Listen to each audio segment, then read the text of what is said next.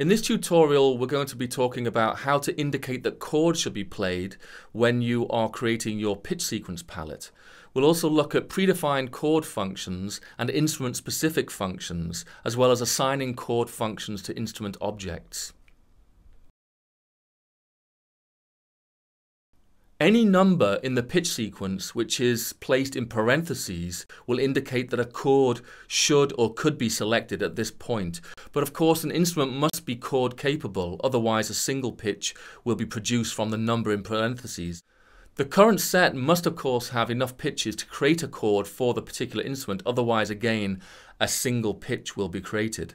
So you can see here in our pitch sequence palette we've got a single pitch sequence consisting of the numbers 1, 2, 3 and 4 to indicate a rising melodic line, but number 1 is in parentheses and number 3 is in parentheses, so those two would indicate chords to be played instead of single pitches. So you can see this used in our mini example here. In the rhythm sequence palette, you can see that we have that exact same pitch sequence palette where 1 and 3 are in parentheses, and we've got an ensemble consisting of a piano, which is of course capable of playing chords. And when we generate the MIDI file and the score files, you can see that the chords appear where we would expect them to.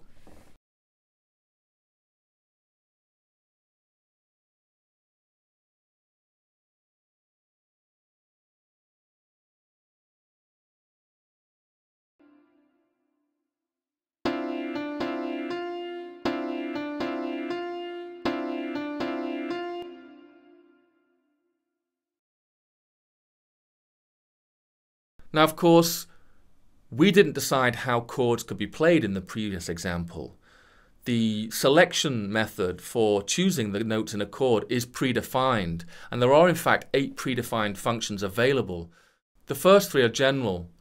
First of all, the default chord function, which produces dyads or 2-note chords, and this will choose 2 consecutive pitches from the set. The second is chord fun1, which produces 3-note chords with every second pitch from the set selected, and these won't exceed an octave span. And the third general function for selecting chords is chord fun2. This will create 4-note chords with every third pitch from the set selected and no limit to the span. You can, if you like, also create your own chord functions, and there's documentation to show you how to do this quite simply. There are 5 instrument-specific chord functions defined in Slippery Chicken as well.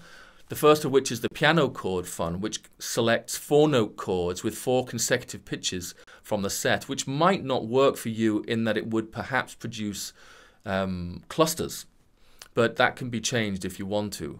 Then there's the violin chord selection function, which produces double stops and ensures that the highest note is not lower than the open D string on the violin, which would be impossible. And similar functions for the viola and the cello. And then we've got the guitar chord selection function, which selects different numbers of pitches depending on the context, and uses actually the pitches from the set palette object subsets with the ID guitar. Now that's something we haven't covered up to now, but if you look at the online documentation, you can find out how to use these subsets in a set palette.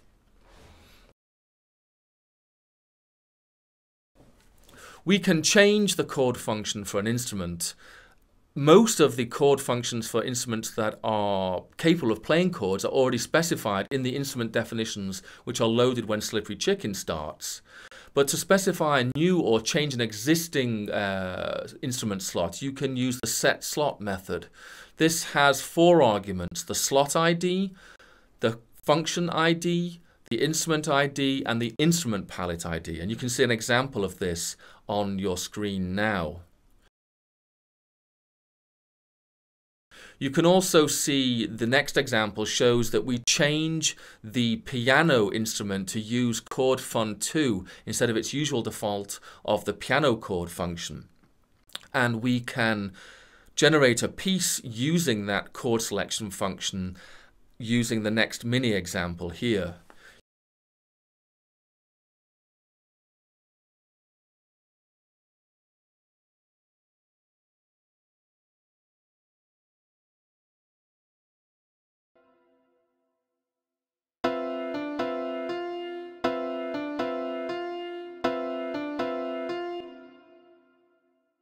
You can see if you change the chord selection function for an instrument how powerful Slippery Chicken is.